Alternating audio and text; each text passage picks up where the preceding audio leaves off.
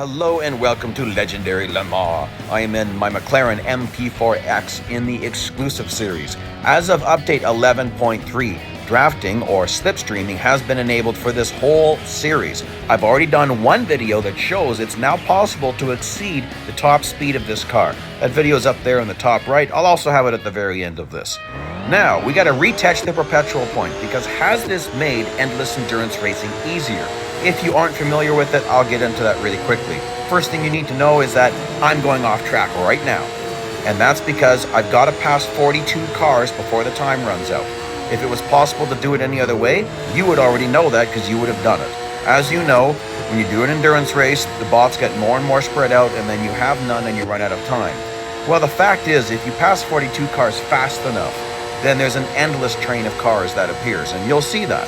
So, it is possible to do this in some tracks without ever taking an off-track cut. For instance, this very car at Melbourne. I've done it there. It is possible. How could you ever cut off track? You know what's funny? You can actually get off-track penalties at Melbourne because in this game, anytime any tire is off-track, you are losing a little bit of currency. Very, very little. But you do get counted as having race damage. You do get a slight penalty and you wear out your car quicker. Now, I'm going to go very far today. So all my servicing is, like at Le Mans, all your servicing is worn out in a few laps. I think it's actually just 2 laps in a fully upgraded car. Maybe 2.5. But the point is, I'm going way more than 2.5 laps. Like, perpetual point. So the fastest I ever hit the perpetual point was right at the beginning of lap 3. So end of lap 2. And that's very fast. A lot of people have trouble hitting it by the end of lap 3. I had a lot of trouble. By the way, coming up here, this corner you would never cut. Normally I would cut this right-hand corner. I've stopped doing that unless I'm in big trouble because there's a huge amount of room there for an overtake. I didn't realize how much room there is there. So once you learn that corner, it's actually an okay overtaking spot. Now, if I took the off-track cut, I would normally get 2, sometimes 3 cars, but I actually found I just don't need it as much, and I'd rather be on track more. Sometimes what you give up, like the last chicane, I'm going to blast through it. I'm earning about the same amount of currency. Whenever your distance marker turns red, you're not earning currency. But watch how fast I blast through this. So what I gave up in track, being on track, I saved in time. It kind of works itself out. But basically, once I reach my groove after the perpetual point, this here is the only cut I take. And so I've kind of boosted my earnings because I've learned to drive actually faster. So that's kind of cool. The one downside to endurance races is you can't get a really big push. You'll see here I get a slight push, but not that big one. And also, the cars are faster than a fully upgraded car after the perpetual point. So believe it or not, when you try to hook up for the draft or the slipstream, the car in front of you gets even faster. Because when you're slipstreaming, both cars benefit. It's not possible for the front car to not benefit from the slipstream because effectively you become one car as far as airflow is concerned. Even in regular races, if you stay behind a car too long, it will start to pull away from you just a bit. It equalizes in cup races, but not in endurance races. But back to real life. A great place to see how slipstreaming benefits multiple cars is NASCAR at super speedways like Talladega or Daytona. You'll see massive lines of cars group up.